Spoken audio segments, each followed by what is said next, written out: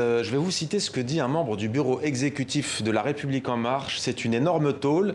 Les Français ont continué à renouveler le paysage politique, mais c'est plus nous, La République En Marche, qui en bénéficions. Est-ce que vous partagez ce constat ?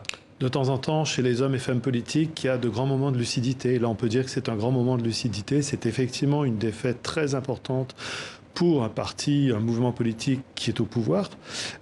Défaite très importante, notamment par rapport aux objectifs de départ qui étaient assignés. Rappelons-nous, il y a un an, La République En Marche pensait que c'est, au fond, elle qui dicterait ses conditions aux autres formations politiques pour soutenir tel élu ou tel élu, et avait décalqué, au fond, avait voulu décalquer les scores d'Emmanuel Macron à la présidentielle dans les villes ou le score de Nathalie Loiseau.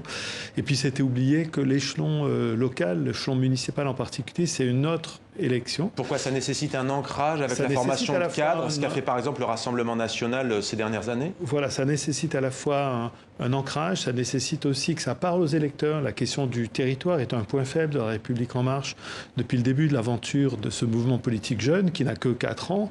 Et c'est vrai que c'est un mouvement qui n'est pas très structuré aussi au plan de ses structures locales.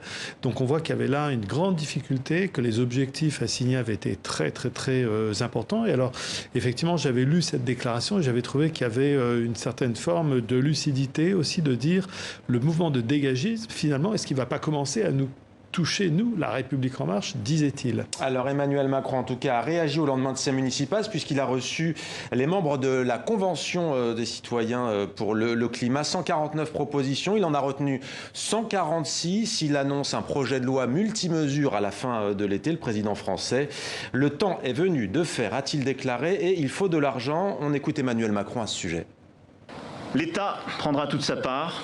C'est pourquoi, dès le plan de relance que nous sommes en train de préparer, 15 milliards d'euros supplémentaires sur 2 ans seront injectés dans la conversion écologique de notre économie. Nous allons mettre en place un fonds de transformation écologique de notre économie dans le plan de relance. Julien Bayou, est-ce que vous êtes satisfait de ces déclarations du président français et est-ce que vous lui faites confiance? Il annonce notamment qu'il va mettre la main à la poche pour mener à bien cette transition écologique. Écoutez, le discours d'aujourd'hui sonne encore comme une victoire culturelle pour les écologistes. Incontestablement, les thèses écologiques progressent dans les mentalités et même de temps en temps jusqu'au plus haut pouvoir public. Je rajouterai à l'analyse de votre politologue le fait qu'en politique, il y a besoin de constance et de cohérence. Et ce que les électeurs et les électrices ont peut-être également sanctionné, c'est le fait que LREM promet l'écologie, mais quand il s'agit sur le terrain de choisir un camp, eh bien, ils ont choisi de faire barrage aux écologistes en choisissant de s'allier avec la droite. Et donc, le lendemain, constater qu'Emmanuel Macron promet à nouveau du vert. Écoutez, moi j'ai vécu, c'était il y a 10 ans, le Grenelle de l'environnement de Nicolas Sarkozy. C'est pareil, de très beaux discours, tout à fait verts, et qui avaient débouché sur rien. Donc nous restons vigilants. À ce stade, moi je constate que c'est des annonces d'annonces. C'est même pas des annonces, c'est des annonces d'annonces.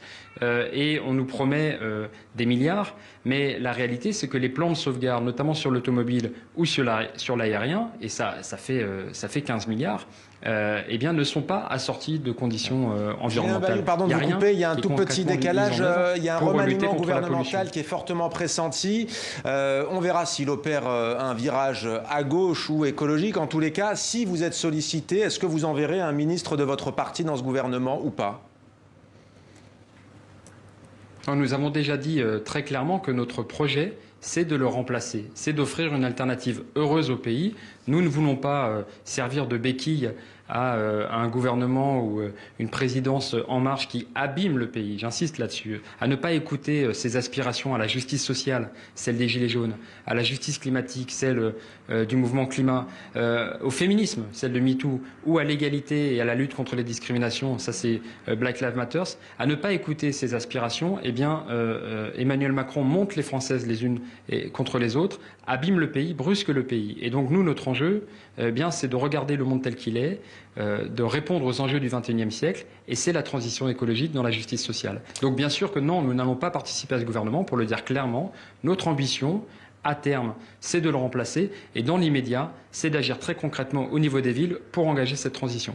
Bruno Cotresse, sur cette évolution que l'on va découvrir dans quelques jours sans doute, Emmanuel Macron va s'exprimer ces prochains jours. Comment est-ce qu'il peut rebondir après cet échec cuisant ? C'est pas évident parce que remplacer Édouard Philippe, si tel était le projet du président, est tout sauf une opération simple pour Emmanuel Macron.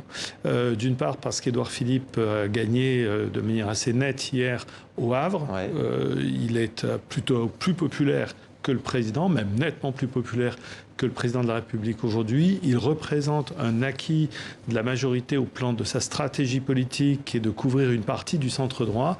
Et donc remplacer Édouard Philippe, ça passe surtout par une explication de texte aux Français. Pour quelles raisons on le remplace? Est-ce qu'Édouard Philippe, le nouveau projet d'Emmanuel Macron, il ne peut pas le faire? Pourquoi il ne peut pas le faire? Donc il y a besoin d'une solide explication parce que la personne d'Édouard Philippe, l'image qu'il a dans l'opinion publique, n'est pas celle d'une personnalité qu'on pourrait, on va dire, congédier pour mauvais service rendu. Il n'a jamais fait acte de déloyauté vis-à-vis du président, donc ça passera par une solide explication de texte et aussi avec du contenu. Merci beaucoup Bruno Cotresse d'avoir été notre invité. Merci à vous également Julien Bayou en direct du siège d'Europe Écologie Les Verts d'avoir répondu à nos questions.